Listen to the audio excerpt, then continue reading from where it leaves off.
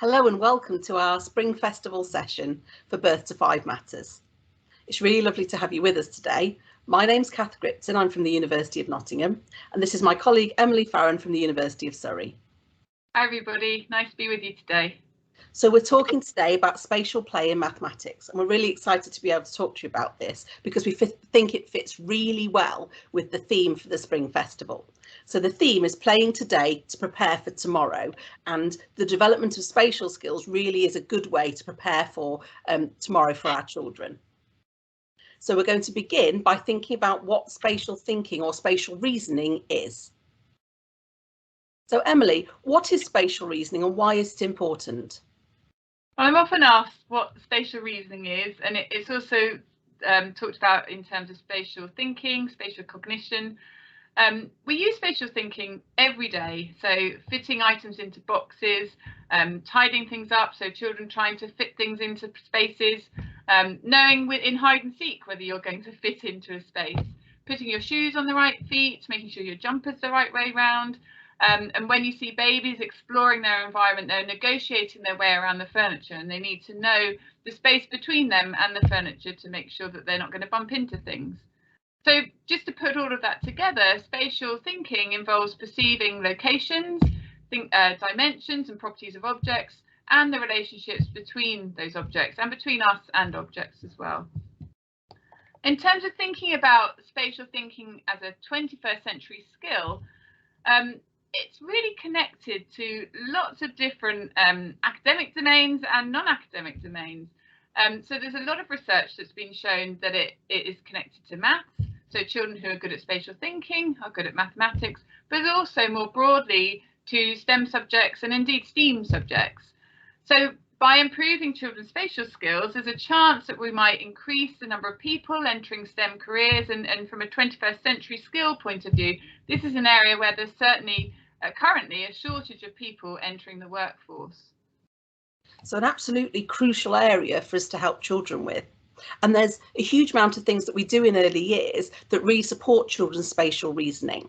So if you think about the amount of times we see children moving around, physically exploring their bodies and the space around them, manipulating objects, looking at different objects, different places, fitting inside, looking from above or below, turning and flipping objects to make them fit in the space sorter or to put the block in the right place, finding their way around their environment, maybe on a vehicle or by moving their body, hiding like you mentioned earlier, taking things apart and putting them together to make new shapes. There's so much that children are doing that involves those spatial thinking skills. Obviously, there are a lot of activities that we do that are really spatial and quite obviously spatial to us. So we know that when children are using jigsaw puzzles, when they're engaging in block play, and when they're going for a walk, when they're out and about, when they're climbing or crawling or hiding in their sand and water play and in their small world play, they're using those spatial skills. But there are lots of other ways that sometimes don't seem quite so obvious as well. So sometimes children might be in their drawing using their spatial skills, or when they're creating a collage or a painting. So I think there are lots of ways in which we use spatial skills that don't seem spatial straight away, but we could really draw out the spatial learning for the children when we're playing alongside them.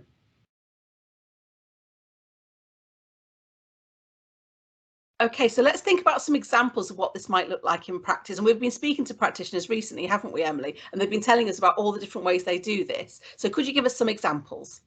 Yeah, I mean, when we were speaking to practitioners, it really became a strong focus of the group that there's so many incidental ways in which spatial thinking and spatial awareness is coming into practice, you know, all day long throughout the day. So when children are lining up to wash their hands, there's lots of opportunities there to talk about who's in front, or tell someone that they need to get between this person and that person, or to stay at the back. So using lots of different spatial words. And then children's own kind of bodily awareness, making sure they've got space to fit there where they want to be, and knowing on the carpet where they want their spot to be, whether there's space for their body to be there. And equally when they're eating, you know, nobody wants someone else's elbow in their peas. So it's about kind of understanding how much space the child's got, so their understanding of their own space, so that they've got room to do the activities that they're doing at that point in time. Absolutely. So there's lots there, isn't there, about position and having that spatial awareness in terms of being able to fit into a particular position or a particular place. There's also kind of more movement related things, so things related to direction. So when children are playing with blocks and construction, adding in a vehicle or a figure can be really helpful, because that vehicle or figure can move around and can navigate its way around the building, so the children can see it from different perspectives. They can get down low to look at what the person or the car can see, and they can use lovely words to do with direction, going over and under and through and around when they're moving their vehicle around their building. I suppose that kind of relates to how we set up our environments as well, indoors and outdoors in early years, because children are navigating their way around familiar environment. And every day, all the time, when a child asks us where something is, we kind of point and say it's over there, but actually we can use some really lovely spatial words to help with that. So it's next to the whiteboard, or it's on top of the cupboard, or it's next to the bookshelf. So there's lots of ways we could be a bit more precise, I suppose, with giving directions, and then children can follow those routes around the environment and follow them back again. And they start to learn those categories. They start to understand what next to means and have a sort of better concept of these spatial sort of words and spatial categories. Yes, so you get your older children saying to a younger child, it's next to the bookshelf. You know, everybody knows that because they're so used to using those words rather than it's over there. So there's lots of ways that we're doing this already, and our practice is rich in spatial learning opportunities. So it's now looking at how we can enhance those further. So if we think about how children's spatial reasoning develops in mathematics, we can look at Birth to 5 Matters to help us with that, look at the mathematics section. So that's what I'm going to do now. I'm going to bring it up on the screen and have a look at it. So here is the mathematics section of Birth to 5. And we know that it's separated into lots of different areas of mathematics. So to start with, it can look a little bit overwhelming to look at the mathematics section because there seems to be a lot in there. But if you have a look, you can see the same areas in each of the ranges. So we can see number working its way through, we can see shape in every different stage as well, we can see pattern in every different stage. So if you just focus on particular areas, it's not quite so much to begin with. And we have spatial awareness in all of the ranges that we have in Birth to 5. So if we have a look at those now, you can see here for the very youngest children at an earlier stage of development, we have that real kind of bodily awareness, the movement, the freedom and spending time to move and wriggle and stretch and explore bodies. And the advice is to sing with children and to do action rhymes and movement songs with children, and have lots of time for floor play and even playing with low mirrors as well. As it moves on for older children, if we just focus on the spatial awareness strand, we can see that it's about exploring space around them. So as children become more mobile and start to move around the environment, start to sit up and then start to crawl and then eventually start to walk, you see the spatial development happening alongside that. So children are able to access space in different ways as their motor development moves along. So in Birth to 5, what we have in the spatial awareness strand is a reflection of that. So we start to get some exploration of space, starting to think about position and direction. Maybe children might indicate where they want to go, or they might have an awareness that somebody's coming in through the door, so they would turn to look for them coming in because they expect that sound to mean that someone's coming towards them. So we see lots of things related to motor development happening within spatial awareness. If we move on through, we can see there's spatial awareness in the next area as well, in the next stage of development, where children are starting to work with containers. So there's empty and filling, and exploring the spatial properties of the container by filling and emptying them in a way that they really enjoy and find fun. So there's guidance here within Birth to 5 that builds up in each section where there's spatial awareness in each area. And you can follow that strand through. And obviously spatial awareness isn't developing by itself, it's developing alongside all the other aspects of mathematics and all the other aspects of their holistic development. But it's helpful sometimes for practitioners, for us as adults, to have a look at particularly the spatial awareness elements to see what we can do to support that in our practice. So if we think about what we can do as practitioners, Emily, I would say that a key thing is to use the spatial words. Yes, no, absolutely. And I think something that both adults and children can use are spatial words. So from birth, adults can be using spatial words with children, and they can start to comprehend those, and it helps them to understand things like spatial categories.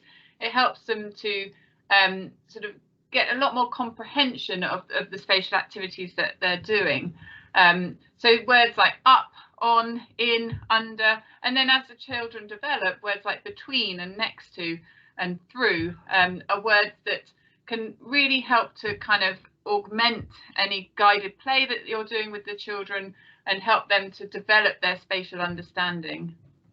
And alongside those spatial words, we can use gestures as well. So for on, we can use a gesture for on. For under, we can use a gesture for under. That really enforces that the word, not just so the children learn the vocabularies, but so they learn the concept, that they understand what under means. And very young children start to do that. So we see young children put their hands up for when they want to be picked up, because they're giving a very clear sign for up. That's what they would like.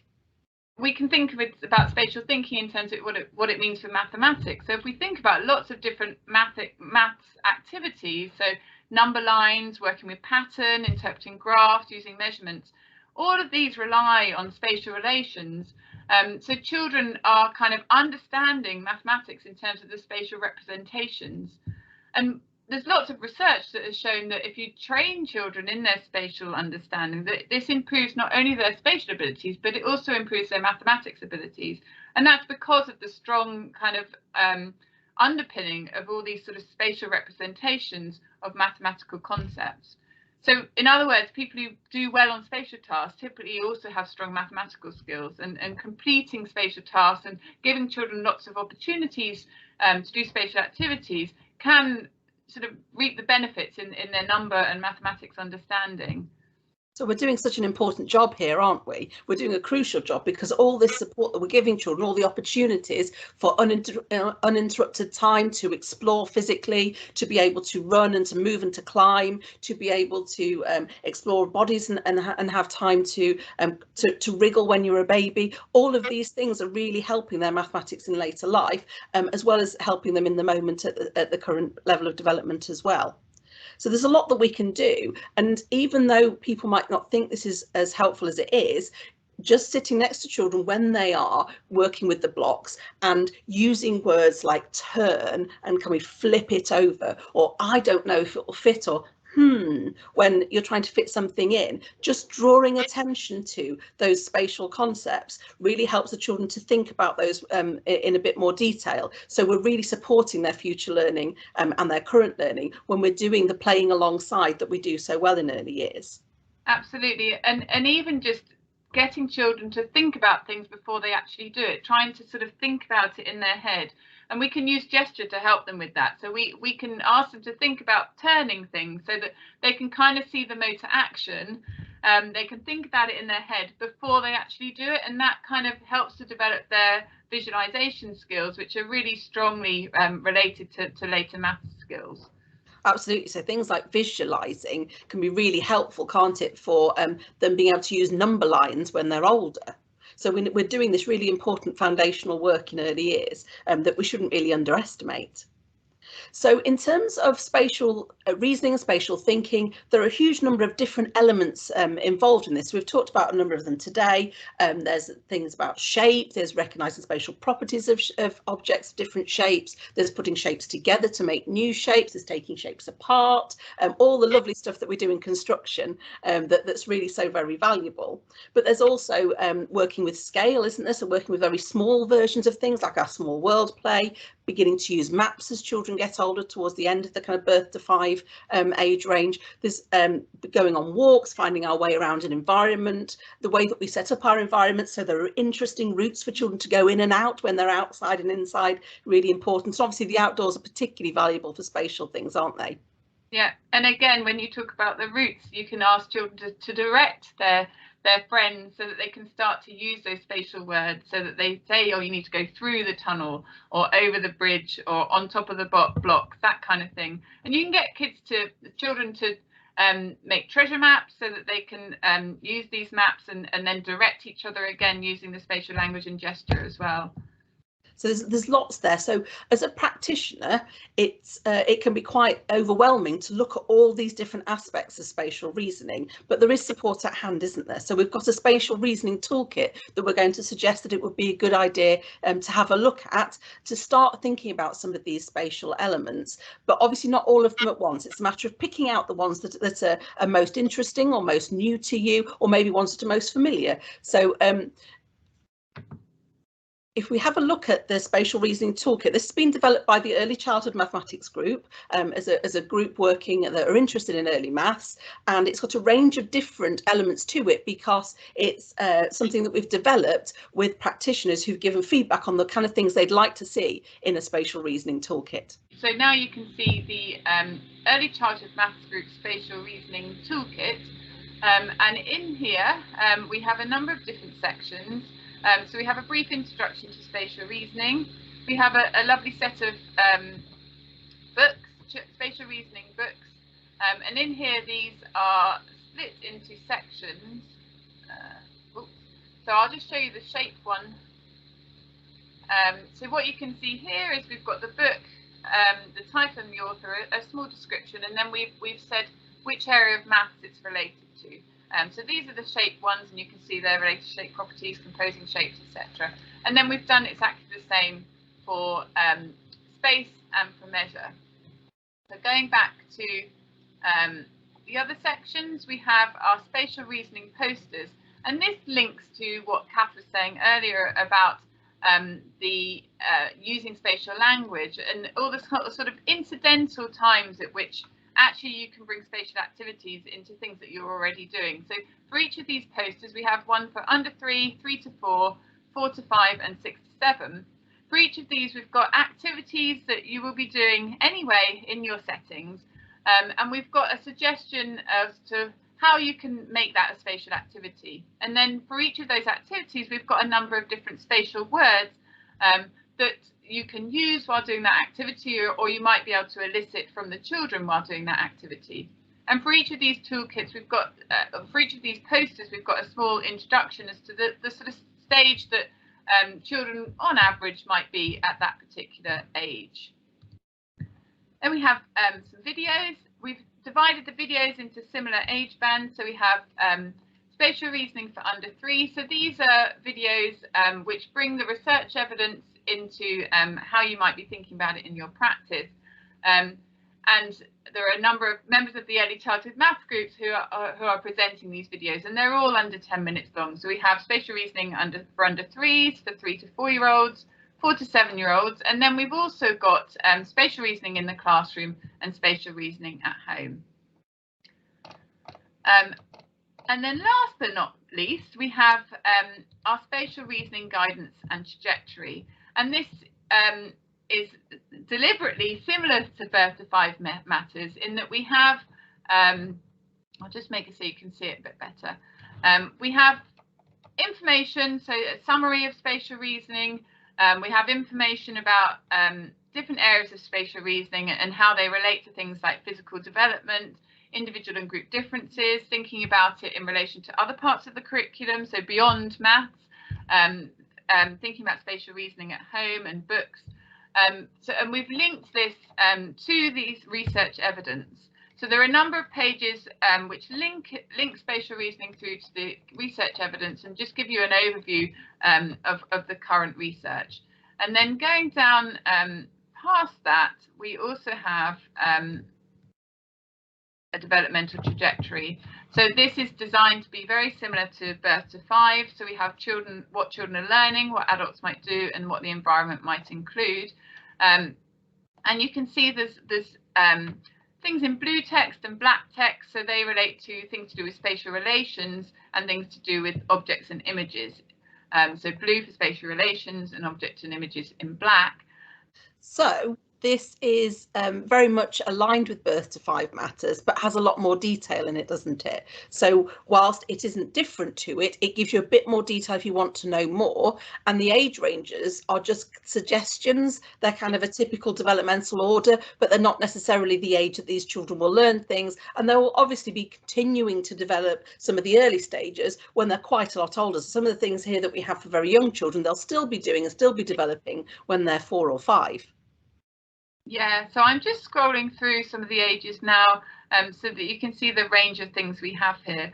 And what we've tried to do is be quite broad. So we've thought about spatial scaling, so something that isn't often talked about in terms of spatial thinking. So, you know, different sizes of things. We've talked about perspective taking, which is for older children. But even at age 4 and 5, you can start thinking about what other people might see from different viewpoints, or what objects might look like from different viewpoints. Lovely, thank you. So there we have in the Spatial Reasoning Toolkit, if you want to know more about spatial play, there's the guidance document with that trajectory, with that developmental progression of what it might look like at earlier and later stages of development across all these different ways of working spatially. There's those 4 posters for the different age ranges, and there's those 5 videos as well that you might be interested in watching. So there's a lot there, and I think if you want to just kind of begin to dip your toe in the Spatial Reasoning Toolkit, maybe you'd start with the posters, maybe have a look at one particular age range or suggested age range, or maybe 2, and have those up in the environment, in the setting, so you can keep referring to some of those spatial words that you might be emphasising and using with the children alongside some gestures as well. Or you might want to go to the guidance document and have a look at the contents and say, well, there's something here that I'm really not so sure about, or something that I haven't heard about before. Maybe something like perspective taking. That's a common one, isn't it? Where people say, well, what is that? And how can I support that with young children? So you can have a look at a particular element, or you might start with a video and maybe choose the age range of the children that you're working with the most in your practice, and start there. Lots of people like to look at those children's books, because many of those children's books you'll have in book boxes and on shelves already in your settings. So that's also another nice place to start to get some of the spatial learning that can come out of those really lovely children's books. So if you'd like to have a look at the Spatial Reasoning Toolkit, there's the website that Emily mentioned earlier, and there's a QR code if you'd like to go to it straight away. If you can scan that with your device, you'll be able to go straight there. Hopefully in this session you have started to think about some more aspects of spatial reasoning than you had before. Maybe hopefully you started to think about a little bit more how you could develop these in your practice. A huge amount of the spatial skill development you'll already be doing with children every day. So it's about developing that further. It's about recognizing where you're doing it, maybe adding a little bit more in there, maybe with some gestures or some words to really kind of draw out that spatial thinking. But actually you're doing so much of this in your practice already. So it's how we can now enhance that to enhance children's learning in mathematics.